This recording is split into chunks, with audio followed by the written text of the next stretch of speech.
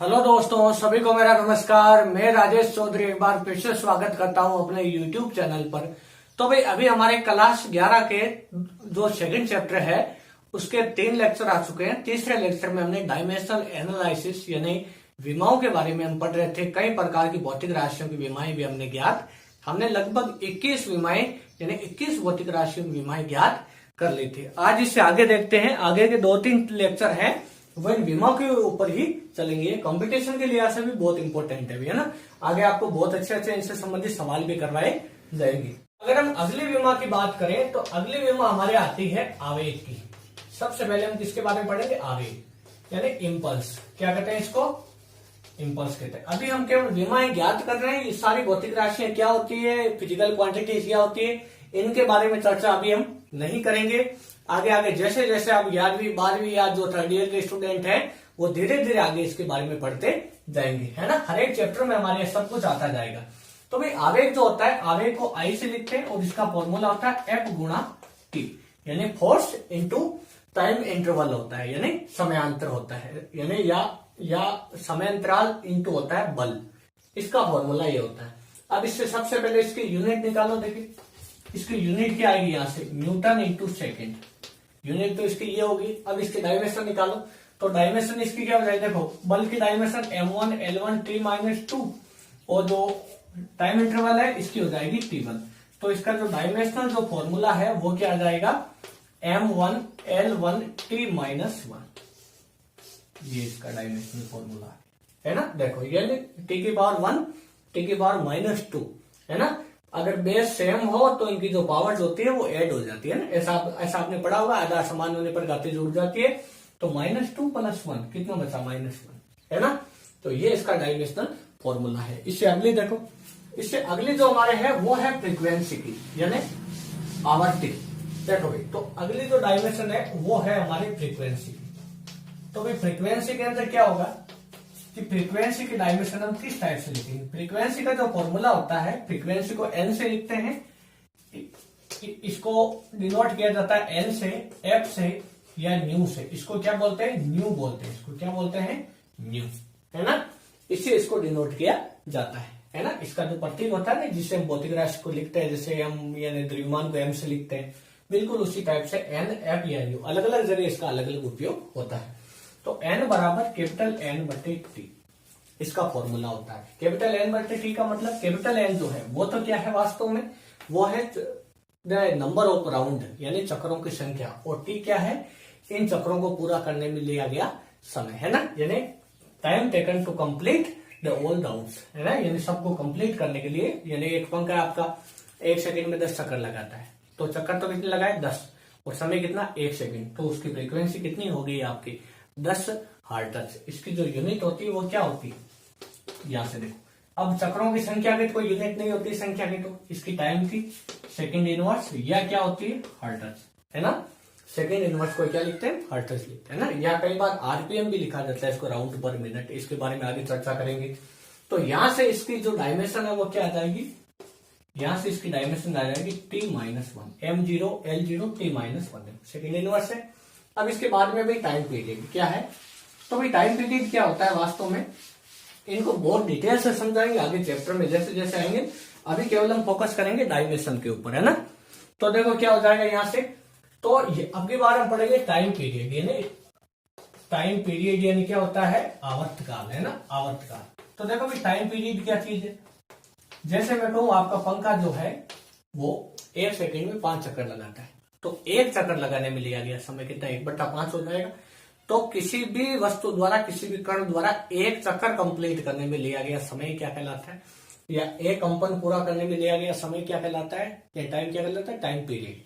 Time period जो होता है वो आवर्ती के रेसिप्रोकल होता है। रेसिप्रोकल का मतलब व्युत्क्रम के बराबर होता है, n बराबर 1/t। तो यहां से देखो इसकी जो यूनिट है वो क्या हो जाएगी? यहाँ पर इसकी यूनिट देखो, इसकी सेकेंड इनवर्स यानी t बराबर क्या? 1/n। इसकी सेकेंड इनवर्स ऊपर आएगा केवल सेकेंड, है ना। वैसे टाइम यही है, तो इसकी डायमेंशन क्या हो जाएगी? यहां से इसकी जो डायमेंशन है वो यहाँ पे हो जाएगी m0 l0 t1। ये इसकी डायमेंशन होगी। इसके बाद में देखो आगे इसके बाद में जो आगे हमारे हैं वो है आपके ऊर्जा घनत्व। क्या है? ऊर्जा घनत्व यानी एनर्जी डेंसिटी। एनर्जी डेंसिटी, वो जो डेंसिटी पड़ी थी वो अलग चीज है ना। इसको म्यू से बताते हैं। म्यू बराबर होता है यू बटे वी। यू लिख दो या ई लिख दो, है ना, या ई बटे वी। ई यहां पर क्या है? एनर्जी है। वी क्या है? वॉल्यूम। क्या है? वॉल्यूम। यानी एनर्जी डेंसिटी कोस्ट होता है energy in per unit volume, है ना, वॉल्यूम। यानी एकांक आयतन में उपस्थित ऊर्जा को क्या कहते हैं? ऊर्जा घनत्व कहते हैं। यहां से यूनिट क्या हो जाएगी? एनर्जी यूनिट होती है जूल और इसकी मीटर क्यूब, तो ये इसकी होगी यूनिट। डायमेंशन निकालो यहां से, तो डायमेंशन इसकी हो जाएगी, देखो जूल, जूल की M1 L2 T-2 अपॉन इसकी हो जाएगी आपके L3, है ना। अब देखो यहां से म्यू बराबर क्या हो जाएगा? म्यू बराबर देखो यहां पर हो जाएगा M1, इसको यहां पे लिख दें म्यू, इसमें एरो का चिन्ह लगा देना, ये डायमेंशन फॉर्मूला बन जाता है। कई बार इसमें बराबर का चिन्ह लगाया जाता है। M1 L-1 यानी 3 ऊपर आएगा तो -3 हो जाएगी पावर T-2। तो ये हो गया आपके एनर्जी डेंसिटी। इसके बाद में जो भाई अगली डायमेंशन है आपके, वो आती है आपके इंटेंसिटी। इसकी आती है इंटेंसिटी। इंटेंसिटी यानी तीव्रता। क्या आती है भाई? तीव्रता आती है।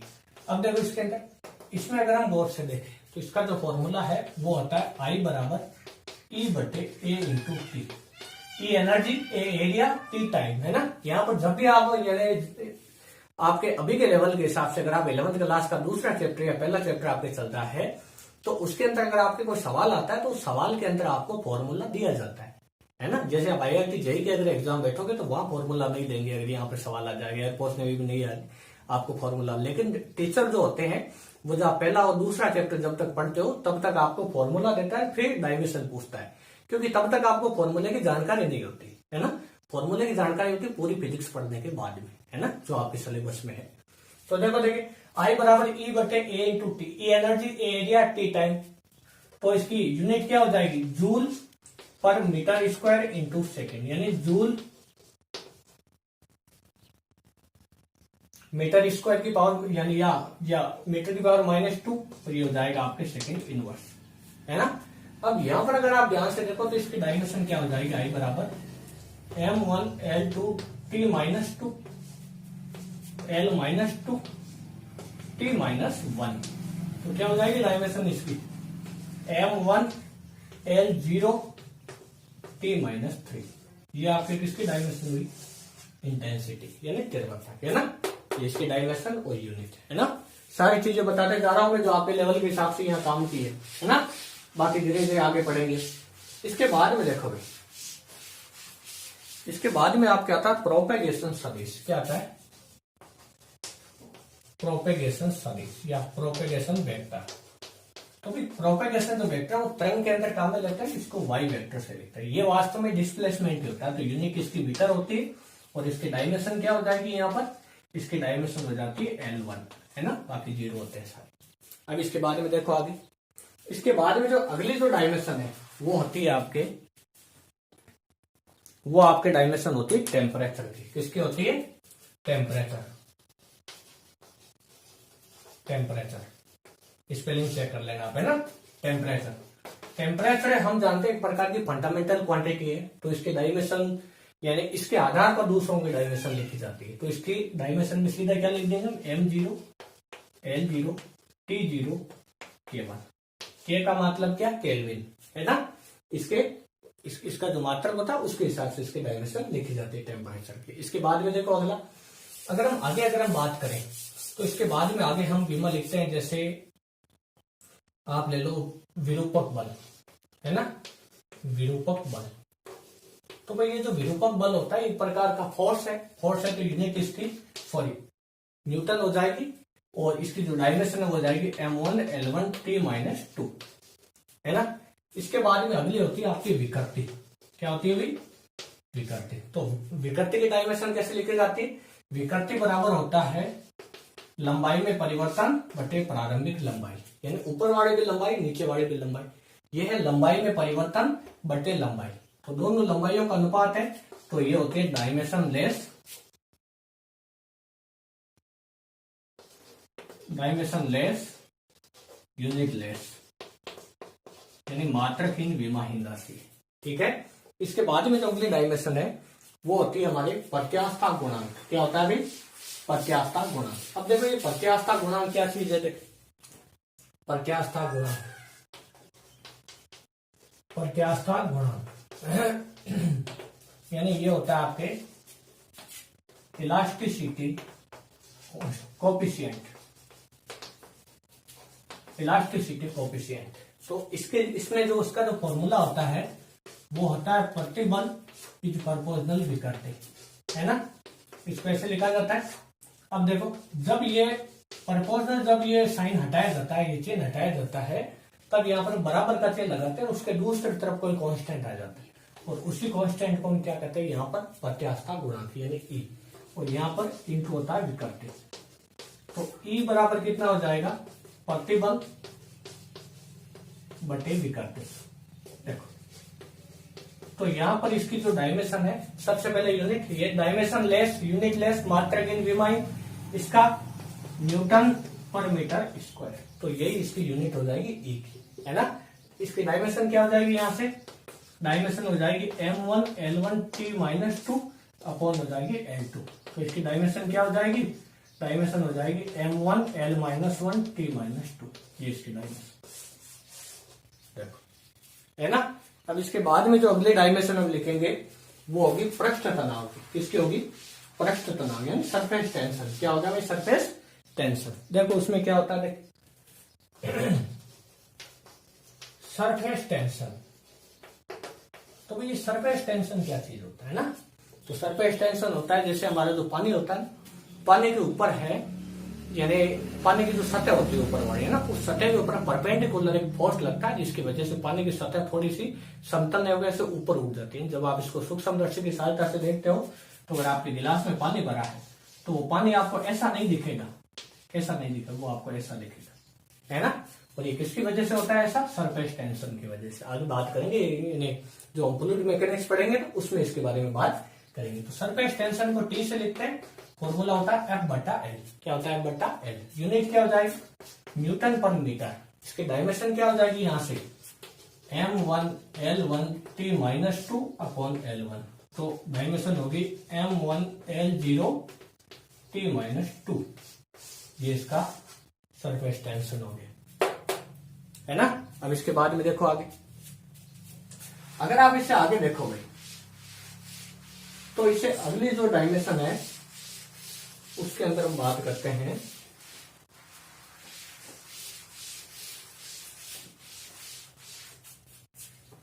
देखो। तो हमारे ये तो सारे हो गए। अब हम बात करते हैं विशिष्ट ऊष्मा। किसकी बात करते हैं? विशिष्ट ऊष्मा। तो विशिष्ट ऊष्मा क्या होती है? डेल्टा क्यू बराबर ms डेल थीटा। ये जो डेल थीटा होता है ये तापांतर होता है। तापांतर बोलो, टेम्परेचर डिफरेंस होता है। ये जो x है, ये जो s है, ये होती है स्पेसिफिक हीट। स्पेसिफिक हीट का मतलब विशिष्ट ऊष्मा। m जो है वो होता है आपका मास। क्या होता है? मास। और जो डेल्टा क्यू है वो होती है ऊष्मा या ऊर्जा। बात एक ही होती है, जूल के नियम से हम ऐसा कह सकते हैं कि ऊष्मा ऊर्जा के बराबर होती है, कुछ यानी कुछ शर्त के साथ होती है। जैसे हम लिखते हैं W बराबर JH। तो H तो ऊष्मा होती है, W कार्य होता है। इसके बारे में भी आगे बात करेंगे हम। यहाँ डिस्कस नहीं करेंगे किसी भी चीज के बारे में, यहाँ हम केवल डायमेंशन की प्रैक्टिस कर रहे हैं। फॉर्मूले में आपको देता जा रहा हूं और आगे से आगे डायमेंशन की हम प्रैक्टिस करते जा रहे हैं। तो देखो सबसे पहले डेल्टा क्यू बराबर ms डेल थीटा है। तो यहाँ पर s की हमें डायमेंशन निकालनी है। तो s बराबर delta Q upon m del theta. Del theta यहाँ पर क्या है भाई? तापांतर है, यानी टेम्परेचर डिफरेंस है ना? यानी 20 केल्विन माइनस 10 केल्विन, 1 केल्विन है तो बचा, तो ये क्या है ना? यानी 20 केल्विन माइनस 10 केल्विन, 10 केल्विन बचा। तो इसका मतलब बचा तो टेम्परेचर है ना? तो यहाँ पे ये जो देखा है तापांतर, ये क्या होता है? θ2 माइनस θ1। ये भी वास्तव में टेम्परेचर तो होता है ना भाई? जैसे समय लिखते हैं डेल्टा टी, इसको हम लिखते हैं T2 माइनस T1। तो इसका मतलब 10 सेकेंड माइनस 5 सेकेंड बराबर बचा तो 5 सेकेंड ही। तो ये एक प्रकार का क्या है? वास्तव में समय तो है। अब देखो S बराबर क्या हो जाएगा? डेल क्यू ऊष्मा। ऊर्जा की विमा क्या होती है? m1 L2 T-2 upon m की M1 और इसकी हो जाएगी आपके K1। तो S की इसकी क्या होगी dimension M0 L2 T-2 K-1। ये दो है ना। अब देखो आगे, अब जो पदार्थ की जो मात्रा होती है यानी मोल, इसकी डायमेंशन क्या होती है? इसकी डायमेंशन कैसे लिखते हो? मोल यानी पदार्थ की मात्रा, पदार्थ की मात्रा। देखो तो पदार्थ की मात्रा यानी जो क्वांटिटी होती है मटेरियल की, मैटर की, उसकी जो यूनिट होती है वो होती है मोल, है ना। मोल में उसको मेजर करते हैं। और इसकी डायमेंशन ये खुद है मूल राशि, याद करो। देखिए 7 राशियों में एक होता है मोल, M0 L0 T0 मोल 1। ये इसकी डायमेंशन होती है, ऐसे लिखी जाती है ना। अब देखो आगे, अभी तो बहुत सारी बीमारी पढ़ना बाकी है हमें, है ना। तो धीरे धीरे सारी हम पढ़ते जाएंगे, केवल यहाँ प्रैक्टिस करेंगे। अब देखो इसके बाद में चलो चलते हैं 12वीं क्लास की बीमाओं की ओर। तो हमने आवेश की बीमा देख ली, हमने धारा की बीमा भी देख ली। अब इसके बाद में हम बात करते हैं, सबसे पहले देखो भाई, सबसे पहले हम बात करते हैं जैसे विद्युत क्षेत्र। विद्युत क्षेत्र यानी इलेक्ट्रिक फील्ड, इलेक्ट्रिक फील्ड, इसकी डायमेंशन क्या होती है? तो इलेक्ट्रिक फील्ड का जो फॉर्मूला होता है वो होता है F/Q। क्या होता है? F/Q। यहां से एक बहुत अच्छी चीज आपको मैं बताऊंगा। देखो E बराबर, इसकी जो डायमेंशन है वो थी M1। सबसे पहले इसकी यूनिट लिखो, यूनिट हो जाएगी न्यूटन पर कूलाम। आवेश की कूलाम और बल की न्यूटन, पीछे बता चुका हूं। या इसकी एक बीमा और होती है वोल्ट पर मीटर। क्या होती है? वोल्ट पर मीटर। ये V क्या है? वोल्ट, वोल्ट पर मीटर। ये न्यूटन पर कूलाम, है ना। यहां से इसके डायमेंशन लिखो, तो फोर्स की M1 L1 T-2 और आवेश की क्या हो जाएगी? 80। तो E बराबर कितना? देखो देखिए M1 L1 T-3 A-1, ये इसकी डायमेंशन हो गई। अब यहां से कई बार ये जो चार्ज है इसको भी डायमेंशन में सीधा इंक्लूड कर लिया जाता है। कैसे? मैं जैसे इलेक्ट्रिक फील्ड की ये लिखूं क्यू, इसको बड़ा क्यू ले लो, है ना, बड़ा क्यू बटा क्यू। तो E बराबर डायमेंशन M1 L1 T-2 और यहां पर हो जाता है इसकी Q-1, यानी AT लिखने के बजाय इसको सीधा Q-1 भी लिख देते। तो यहां पर आपको कंफ्यूज नहीं होना है। जेई में कई बार ऐसे क्वेश्चन पूछे जाते हैं जिनमें विद्यार्थी कंफ्यूज हो जाते हैं ना, तो आपको इसमें कंफ्यूज नहीं होना है ना। अब देखो आगे, विद्युत क्षेत्र के बाद में जो डायमेंशन हम पढ़ेंगे वो है आपकी, देखो विद्युत द्विध्रुव आघूर्ण। क्या है विद्युत द्विध्रुव आघूर्ण? विद्युत द्विध्रुव आघूर्ण, है ना। इसको कहते हैं momentum, electric momentum, electric moment, है ना। देखो विद्युत द्विध्रुव आघूर्ण, तो विद्युत द्विध्रुव आघूर्ण का जो फॉर्मूला होता है वो तो P बराबर Q इंटू डी। यहाँ पे Q जो है वो तो है चार्ज और जो D है वो है डिस्टेंस यानी दूरी। अब देखो P बराबर Q इंटू डी है, तो सबसे पहले इसकी यूनिट देखो, कूलाम इंटू मीटर। क्या होगी? Coulomb into metre. डायमेंशन क्या होगी इसकी? डायमेंशन हो जाएगी देखो M0 L1 T1 A1, ऐसा लिखा मैंने। इसकी तो 80 और इसकी L1 सीधे, ये इसकी डायमेंशन आ गई। किसकी? द्विध्रुव आघूर्ण की। किसकी है डायमेंशन? द्विध्रुव आघूर्ण की डायमेंशन आ गई। इसके बाद में देखो आगे, इसके बाद में अगर हम बात करें तो द्विध्रुव आघूर्ण के बाद में हमारे आता है जैसे F बराबर होता है, कूलाम फोर्स का फॉर्मूला होता है F बराबर K Q1 Q2 upon R²। ये जो Q है ये कांस्टेंट होता है। इस कांस्टेंट की हमें डायमेंशन, और इसको क्या कहते हैं? कूलाम बल नियतांक कहते हैं। क्या कहते हैं? कूलाम बल नियतांक। वो फॉर्मूला देगा फिर पूछेगा कूलाम बल नियतांक। तो इसके आपको यानी इसके आपको डायमेंशन और इसकी यूनिट बताइए। तो K बराबर क्या हो जाएगा भाई? F/R² upon Q1 Q2। तो देखो देखिए इसकी unit newton into metre square पर कूलाम स्क्वायर। क्या है? यही इसकी क्या है? यही इसकी क्या है? यूनिट। डायमेंशन बताओ K, तो M1 L1 T-2, इसकी हो जाएगी L2 अपॉन इसका हो जाएगा 80 का स्क्वायर। तो देखो देखो डायमेंशन क्या होगी, डायमेंशनल फॉर्मूला क्या हो गया इसका, M1, यहां देखो देखिए L2 है तो L3, यहां पर T-2 है और 2 तो T-4, और यहां पर A ऊपर कोई नहीं नीचे है तो A की पावर -2, एक तो आपके ये हो गया। अगर आप सीधा इसको Q लिखो तो सीधा Q लिख के बताओ तो इसकी डायमेंशन क्या हो जाएगी, देखो इसको जैसे रख दो तो M1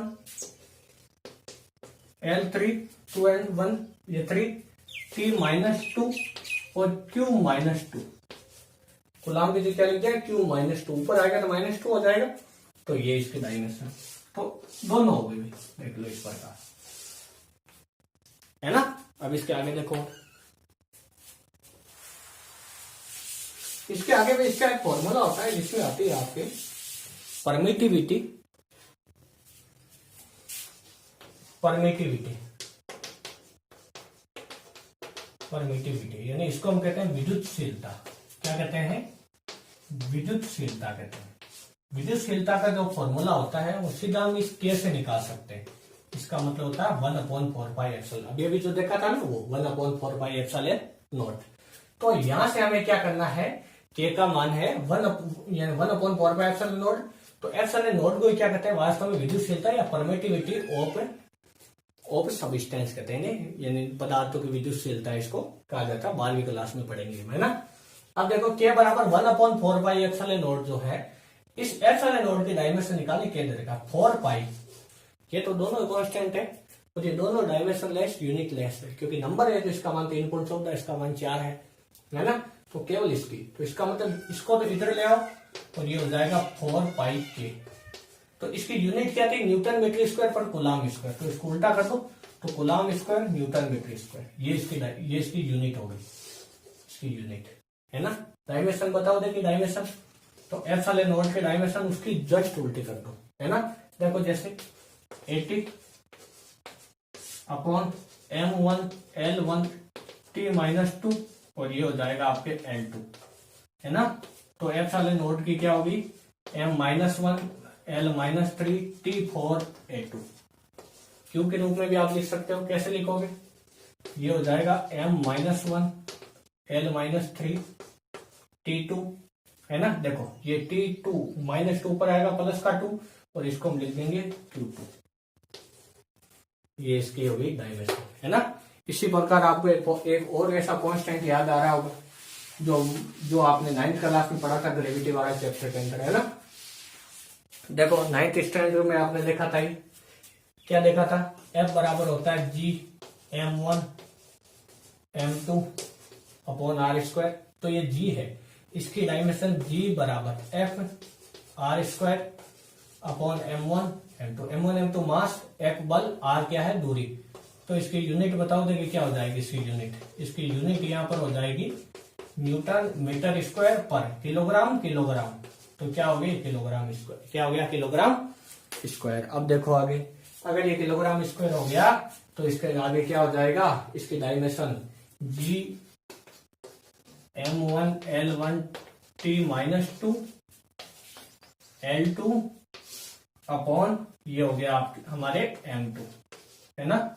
अब देखो इसके अंदर क्या हो जाएगा, M1, देखो M2 है ऊपर जाएगा तो -1, है ना, और ये हो जाएगा आपके L3 और ये हो जाएगा T-2, ये इसकी डायमेंशन होगी। देखो ये बात खत्म, है ना। और देखो आगे डायमेंशन इसकी और क्या हो सकती। अब हम भाई डायमेंशन जिसकी पढ़ेंगे वो है हमारे इलेक्ट्रिक पोटेंशियल। क्या है, इलेक्ट्रिक पोटेंशियल। इलेक्ट्रिक पोटेंशियल है ना। तो इलेक्ट्रिक पोटेंशियल जो है इसका जो फॉर्मूला होता है वो होता है V बराबर W/Q, है ना। यहां से इसकी डायमेंशन निकालें। सबसे पहले यूनिट जो इसकी होती है वो होती है वोल्ट। क्या होती है, वोल्ट, है ना। अब W/Q है तो डायमेंशन कैसे निकालेंगे इसकी, M1 L2 T-2 और अपॉन क्या हो जाएगा A1 T1। तो देखो क्या हो जाएगा, V बराबर M1 L2 T-3 A-1, ये इसकी डायमेंशन होगी। है ना। अब यहाँ पर एक चीज और ध्यान रखनी है, ये तो आपके विद्युत विभव है। क्या है? विद्युत विभव। अगर वो वहां पर विभवांतर भी आपको दे दे, यानी पोटेंशियल डिफरेंस दे दे, पोटेंशियल डिफरेंस है ना, विद्युत विभवांतर, चाहे पोटेंशियल डिफरेंस भी आपको दे दे, तो भी उसकी यूनिट भी यही होगी, उसकी डायमेंशन भी यही, दोनों भी सेम होगी। तो दो एक ही चीज में कवर हो गई, विद्युत विभव का हो चाहे विद्युत विभवांतर, डायमेंशन यूनिट के हिसाब से सेम होती है। दोनों में फर्क बहुत होता है, लेकिन डायमेंशन और यूनिट के हिसाब से सेम होती है ना। अब इसके आगे देखो, अब देखो भाई, इसके बाद में जो अगली जो विमा है वो है आपकी विद्युत धारिता। क्या है? विद्युत धारिता, यानी इलेक्ट्रिक कैपेसिटेंस। इलेक्ट्रिक कैपेसिटेंस, इसकी जो भाई डायमेंशन है वो क्या होती है? तो इसका फॉर्मूला होता है C बराबर Q बटा V। V यहाँ पर विभव होता है, Q होता है आवेश। तो यहां से इसकी जो यूनिट है वो तो क्या होती है? यूनिट इसकी एक तो होती है भाई फेरेड। क्या होती है? फेरेड। एक यूनिट इसकी क्या होती है? कूलाम पर वोल्ट। दोनों इसकी यूनिट होती है। फॉर्मूले से ये डायमेंशन निकालो कैसे? डायमेंशन हो जाएगी आपके 80 और विभव V की डायमेंशन क्या होगी? V बराबर W/Q। अभी अभी निकाला था, याद करो देखिए। तो क्या हो जाएगा? वो Q को ऊपर भेजेंगे, बटा के बटा होगा। इसके फॉर्मूले को लिख दो Q, W/Q तो Q²। अब तो डायमेंशन लिख सकते हैं। तो क्या हो जाएगी? C बराबर A2T2 अपॉन ये क्या हो जाएगा? M1 L2T-2। तो इसकी विमा क्या हो जाएगी? M-1 L-2। देखो T-2 ऊपर आएगा तो T4 और A2। तो ये इसकी हो गई भी डायमेंशन, किसकी? इलेक्ट्रिक कैपेसिटेंस की, है ना। अब देखो आगे, अब इसके आगे जो आएगा वो है हमारे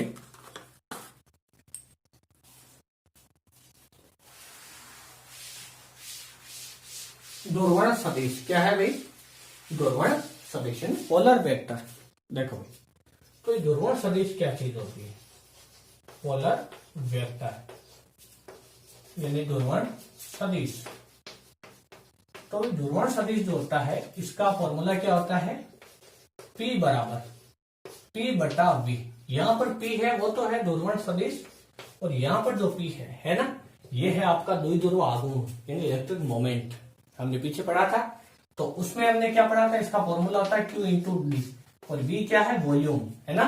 तो इसका यूनिट क्या हो जाएगा? कूलाम इंटू मीटर, और ये हो जाएगा मीटर क्यूब। तो यूनिट क्या? कूलाम पर मीटर स्क्वायर। ये इसकी यूनिट होगी। डायमेंशन बताओ, देखिए डायमेंशन क्या होगी इसकी? डायमेंशन इसकी हो जाएगी हमारे, देखो 80 कूलाम की तो मीटर की L2। तो इसकी डायमेंशन क्या हो जाएगी? यहां से इसकी डायमेंशन हो जाएगी M0 L-2 T1 A1, है ना। ये इसकी डायमेंशन, ठीक है भाई। अब इसके आगे देखो, अब इसके आगे भाई आपके है आवेश घनत्व। क्या है? Charge density. क्या है? Charge density. चार्ज डेंसिटी, इसकी डायमेंशन हम कैसे लिखते हैं? तो चार्ज डेंसिटी के अंदर क्या होगा? देखो, सबसे पहला है linear charge density. Linear charge density यानी रेखीय आवेश घनत्व। ये तो है आपका आवेश घनत्व। क्या है? आवेश घनत्व, है ना। ये है आपका रेखीय आवेश घनत्व। रेखीय, है ना, याद रख लेना आप, रेखीय आवेश घनत्व। इसका जो फॉर्मूला होता है लैम्डा बराबर Q बटा L। तो यहाँ पर Q आवेश है, L लंबाई है, तो यहां से इसकी यूनिट क्या हो जाएगी? कूलाम पर मीटर। डायमेंशन क्या हो जाएगी भाई? यहां से देखो, डायमेंशन यहां से हो जाएगी M0 मीटर है, ऊपर आएगा L-1 T1, और ये हो जाएगा A1। ये इसकी डायमेंशन होगी, है ना। इसके बाद में ये देखो, ये हमारे होता है, देखो कौन सा? ये तो हो गया लीनियर चार्ज डेंसिटी, और अगला है वो है हमारे, देखो उसको हम कहते हैं पृष्ठीय आवेश घनत्व। और ये क्या कहते हैं? पृष्ठीय आवेश घनत्व, यानी सरफेस चार्ज डेंसिटी, है ना। सरफेस चार्ज डेंसिटी, उसको हम लिख सकते हैं सिग्मा से। ये जो साइन है ना, इसको हम क्या बोलते हैं? सिग्मा। क्या बोलते हैं? सिग्मा। कॉपी के ऊपर लिख लेना, सिग्मा बोलते हैं। इसका जो फॉर्मूला होता है Q बटा A, है ना। यहां से इसका जो यूनिट होती है वो होती है कूलाम पर मीटर स्क्वायर। और इसकी डायमेंशन क्या हो जाएगी यहां से m0 L-2 T1 A1। अब इसमें आ जाओ, ये होती है हमारे वॉल्यूम चार्ज डेंसिटी, है ना। इसको हम लिखते हैं रो से, इसको क्या बोलते हैं साइन को रो, क्या बोलते हैं भाई रो बोलते हैं, है ना। तो रो बराबर क्या होता है Q बटा V। देखो इसकी जो यूनिट है वो जाती है कूलाम पर मीटर क्यूब, क्या होती है कूलाम पर मीटर क्यूब। तो यहां से इसकी जो डायमेंशन है वो क्या हो जाएगी, विमा क्या हो जाएगी यहां से इसकी, देखो m0 L-3 A1 sorry T1 A1। तो ये इसकी डायमेंशन होगी रो, देखो है ना। तो ये आपके लगभग मेरे हिसाब से 40 के पार तो हो गई बीमारी, है ना। इसमें आप नंबर वगैरह आप अपने हिसाब से डाल लेना, और जो इसके अंदर बीमारी बची है वो हम कल की क्लास में पढ़ेंगे। इसमें थोड़ा सा मैंने स्पीड से पढ़ाया है क्योंकि बाकी हमने पिछले वाले लेक्चर में काफी धीरे धीरे पढ़ा था, है ना। और अब मेरे हिसाब से आज मैंने जो भी आपको डायमेंशन पढ़ाई उनमें दिक्कत नहीं आएगी, बस आपको कॉपी में प्रैक्टिस करना होगा, है ना। आप अपनी कॉपी ले लो, एक बार इन बीमाओं को पढ़ लो, केवल आपको तरीका देखना है, कुछ भी रट्टा नहीं मारना है, एक भी बीमा आपको इसमें याद नहीं करनी है। जो याद करेगा वो सबसे बड़ा बेवकूफ है ना। याद करना ही नहीं, बस आपको समझना है। फॉर्मूले आपको जरूर थोड़े थोड़े आप याद रख लेना। तो आप जब भी रफ कॉपी में प्रैक्टिस करो केवल फॉर्मूला देखो, फॉर्मूला देखने पर पहले उसकी यूनिट निकालो, मात्रा कैसे निकालते हैं, उसके बाद में उसकी डायमेंशन निकालो, और फिर कॉपी से चेक करो। और जिसमें आपकी दिक्कत आ रही है कि दोबारा आपको समझ में नहीं आ रहा है, कुछ भूल गए आप, है ना, या कोई आपके विचार हो तो आप वो कमेंट बॉक्स में लिख दो, है ना। और अगर आपको नोट्स की आवश्यकता है तो आप अपने व्हाट्सएप नंबर कमेंट बॉक्स में लिख दो, हम उसके जरिए आपको नोट्स प्रोवाइड करवा देंगे। और हमारे चैनल से जुड़े रहने के लिए आप सभी का दिल से धन्यवाद।